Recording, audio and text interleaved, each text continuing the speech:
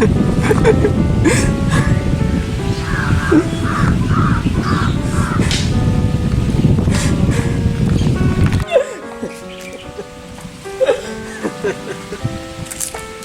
बेटा का बोल बा काहे रोत रहू कुछ बोल बा बाबूजी रघुआ यहाँ से जाए। अरे तू हमसे छुपावत काहे बड़ा तू हमको बताओ। तारा बाबूजी के साथ साथ हम तार दोस्त भी बनी तू हमको बताओ। बाबूजी हाँ बात छुपा जा। लड़की से हम प्यार कोई नहीं। जो लड़की हमारे साथे 7 जन्म जिए मरे के कसम खइले रहे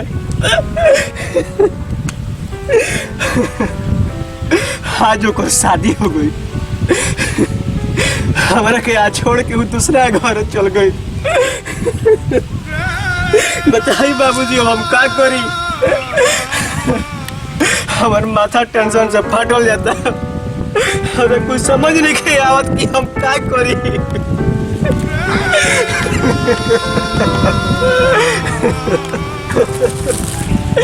बाबूजी बुझाता माथा टेंशन के मारे फाट जाएगा बाहर।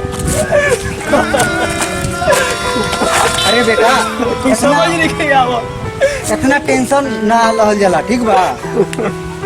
हमने रउआ नहीं जानो कि पहले के प्यार के दर्द का होला।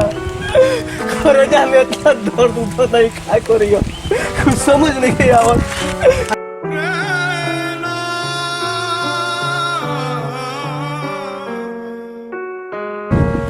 अरे ए बेटा वैसे ना सोचे के हो तू ओके भुला जा। अरे बाबूजी कैसे होके भुला जाई हो। जहाँ जाता नहीं वह नजर आवती है। सुतला के बाद भी ओकरे चेहरा नजर आवता। का घरी कुछ समझ नहीं आवत हो। अरे ए बेटा अगर तारा से सच्चा मोहब्बत कैले रही तो वो आज तारा के छोड़ के ना गई रही। दूसरा के डोली में बैठ के ना जाई कभी। बाबूजी भुला जा बाबूजी